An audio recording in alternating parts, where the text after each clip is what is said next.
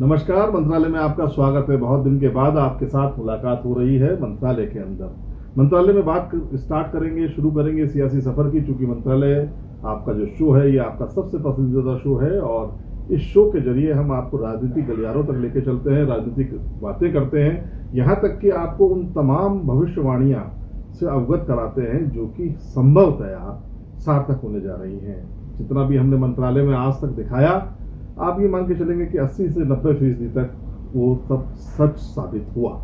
अब स्थितियां बदल रही हैं राजस्थान में, चुनावी सरगर्मियां तेज होने वाली हैं, चुनाव आने वाले हैं और चुनाव के मुहाने पे हम खड़े। आने वाले क्या है कि बात राजस्थान के चुनावों की, बात दो दिग्गजों की। असल में दिग्गज दो कौन कौन से हैं?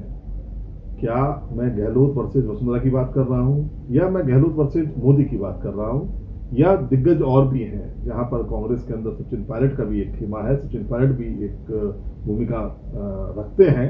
ऐसे में स्थितियां बिल्कुल जैसा आप भी नजर बना के रखते हैं, आप सुधी दर्शक हैं, बहुत अच्छे, चूंकि हम देखते हैं कि आपके कमेंट्स बहुत ज्यादा आते हैं हमारे शोज पर। ऐसे में आप एक चीज को सोचिए कि क्या वसुंधरा राजे को भारतीय जनता पार्टी में किनारे पर लगा दिया है?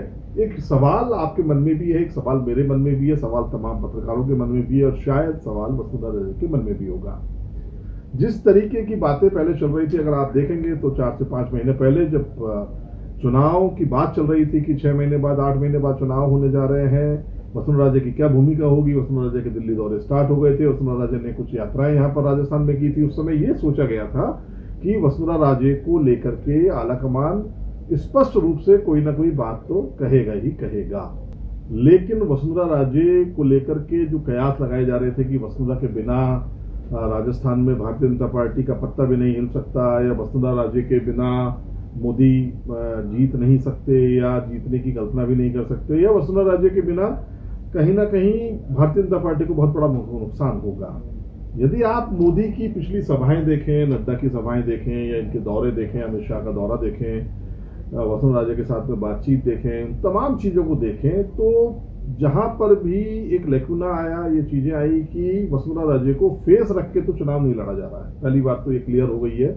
दूसरी चीज, बहुत प्रमुख जो कमेटियां हैं, चाहे उसके जो इलेक्शन से जुड़ी हुई होती हैं, उसमें वसुंधरा राजे को नहीं दिया गया है। वसुंधरा राजे राष्ट्रीय नेतृत्व पर हैं, उपाध्यक्ष, लेकिन स्टेट की किसी भी इलेक्शन कैंपेन कमेटी जो होती है, कैंपेन कमेटी तो छोड़ी, इलेक्शन की जो बहुत सारी कमेटियां बनती है, जिसमें घोषणा पत्र समिति बनती है या और भी इलेक्शन को चलाने वाली कमेटी बनती है, उन तमाम में वसुंधरा राजे का नाम नहीं है।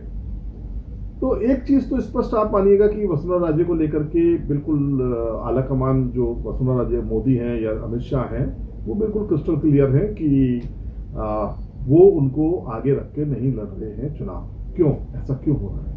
बहुत सारी मतलब क्यों वसुंधरा राजे 2 बार की चीफ मिनिस्टर हैं, हर बार उन्होंने बहुत बहुमत के साथ में सत्ता दिलाई है, तो इस बार ऐसा क्या हुआ कि वसुंधरा राजे को बैक पे करना पड़ा, पीछे हटना पड़ा?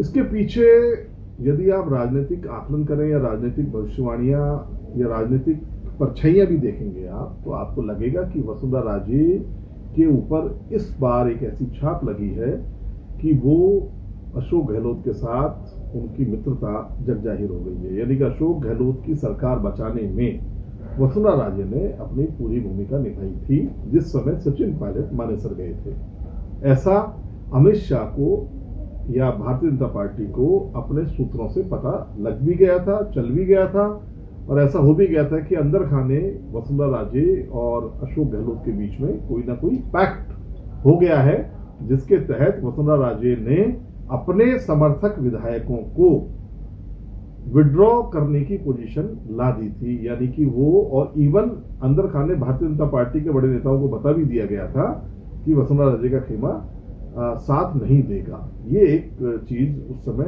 आ गई थी। अब स्थिति क्या बनी? वसुंधरा राजे के खेमा अगर आ गया है और ऐसी चीजें हो गई हैं, ये हो गया। बेसिक चीज क्या हुई? बेसिक चीज ये हुई कि वसुंधरा राजे को उसका इतना बड़ा खामियाजा भुगतना पड़ा कि उनको ऐसा लगता था कि भारतीय जनता पार्टी के अंदर वसुंधरा राजे का चेहरा एक स्थायी चेहरा है, जो उनको हटा दिया गया।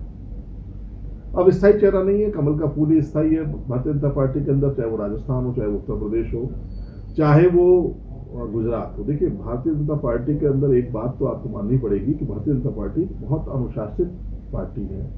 वसुंधरा राज्य को आगे नहीं लेके आए, किसी को भी मतलब इतनी बड़ी हलचल पैदा कर रही है। गुजरात के अंदर रातों रात जो है वो सत्ता बदल देते हैं, रातों रात सत्ता बदल देते हैं गुजरात के अंदर। ये कहीं पर भी, हरियाणा के अंदर फर्स्ट टाइमर को चीफ मिनिस्टर बना देते हैं, उत्तरोत्तर राज्य के अंदर कांग्रेस से आए हुए एक व्यक्ति को चीफ मिनिस्टर बना देते हैं। और भारतीय जनता पार्टी का अनुशासन देखिए कि विरोध का कोई स्वर किसी के खिलाफ उठता ही नहीं है। ऐसा अगर कांग्रेस में हो जाए तो भगदड़ मच जाए, ऐसा अगर कांग्रेस में हो जाए कि किसी को इग्नोर करें, या अभी सचिन पायलट को इग्नोर करने लग जाएं, या डोटासरा को इग्नोर करने लग जाएं, या अशोक गहलोत को, तो यहां पर तो बड़ा बवाल खड़ा हो जाए। यानी कि कांग्रेस में जो सबसे बड़ी कमी है वो अनुशासन की देखी जा सकती है। लेकिन भारतीय जनता पार्टी में जरा सा भी आप देखिएगा कि वरना तो वसुंधरा की तरफ से कोई, वसुंधरा समर्थकों की तरफ से कोई, एक कैलाश मेघवाल ने जरूर वसुंधरा की थोड़ी सी क्या तारीफ करी। असल में उन्होंने वसुंधरा की तारीफ के चलते हुए अर्जुन राम मेघवाल की इतनी बुराई कर दी कि उनको बाहर का रास्ता देखना पड़ा। तो चलो, हो सकता है कि अशोक गहलोत ने उनको भी आश्वस्त कर रखा होगा कि टिकट हम तुम्हें वहां से शाहपुरा से दे देंगे, तो वो अपनी वोट बैंक और कांग्रेस के वोट बैंक पर जीत करके आ जाए, चुनाव जीत करके आ जाए। लेकिन राहुल गांधी का एक बयान कि यहाँ पर टक्कर में है, यानी कि हम राजस्थान में टक्कर में है। अशोक गहलोत ने इतने सारे काम किए, इतने जिले बनाए, इतनी योजनाएं दी, रोज इतने मतलब हर समाज का, हर जाति का तो बोर्ड बना दिया। तमाम चीजों के बाद में राहुल गांधी का एक बयान पानी फेर देता है कि हम राजस्थान में टक्कर में हैं। ये टक्कर कहां से आ गई, कैसे आ गई, किसने बताया राहुल गांधी को कि हम टक्कर में हैं? जबकि अशोक गहलोत जो ग्रास रूट पर है कि आज कर्मचारी नाराज नहीं है, आज समाज का सर्व वर्ग, महिलाएं खुश हैं, हर वर्ग खुश है, युवा खुश है, हर लोग खुश हैं। बीजेपी के पास में कोई भ्रष्टाचार के छोटे मोटे आरोपों के अलावा कोई बड़ा घोटाला या बड़ी चीज कुछ है नहीं। इसके बावजूद भी देश, मतलब कांग्रेस का राष्ट्रीय नेतृत्व राहुल गांधी अगर राजस्थान के अंदर कांटे की टक्कर बता के जा रहा है, तो उसके पीछे कोई ना कोई बहुत बड़ा या तो एक्सरसाइज होगी, या उनके पास में कोई सूचनाएं होंगी। सूचनाएं वही है, अशोक गहलोत ने बहुत अच्छा काम किया है हमारे एमएलएज को, लेकिन अशोक गहलोत ने जो एमएलएज को लेकर के फ्री हैंड दिया था, एमएलएज ने जो भ्रष्टाचार मचाया, जो हाहाकार मचा दिया, अशोक गहलोत उनके आगे नतमस्तक हो गए। एक तरीके से अशोक गहलोत कुछ समझ ही नहीं पाए अपनी सरकार को बचाने के चक्कर में। जो एमएलएज ने जितना अपने अपने क्षेत्रों के अंदर जो तांडव मचाया, इस कारण से अशोक गहलोत का तो नाम हो गया और सारे एमएलए बदनाम हो गए।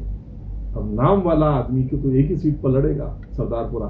अशोक गहलोत भाई बहुत अच्छे हैं, सरदारपुरा से जीत जाएंगे, बाकी के हमारे एमएलए हार जाएंगे अगर सब टिकट वितरण के अंदर। अब जो, क्योंकि अब बिल्कुल हम नैक पर चल रहे हैं, चुनाव की घोषणा होने वाली है, शराब खत्म होते ही मुझे लगता है पार्टियां अपना इलेक्शन कैंपेन शुरू करेंगी, टिकटों के बंटवारे शुरू करेंगी। ऑलमोस्ट 50-50, 60-60 की लिस्टें, जो 1/4 लिस्टें हैं 200 में से, वो तैयार हो चुकी हैं। सब जो जिनको दिया जाना है उसकी सब चीजें तैयार हो चुकी हैं। तो तमाम चीजें आने वाले उसमें देखी जाएंगी। लेकिन कांटे की टक्कर है, इस बात की पुष्टि केवल और केवल टिकट तय करेंगे, चेहरे तय करेंगे कि किस चेहरे के सामने कौन सा चेहरा लड़ रहा है। मंत्रालय में आज इतना ही, कल फिर मुलाकात करेंगे नए मुद्दे के साथ। तब तक के लिए दीजिए इजाजत, नमस्कार।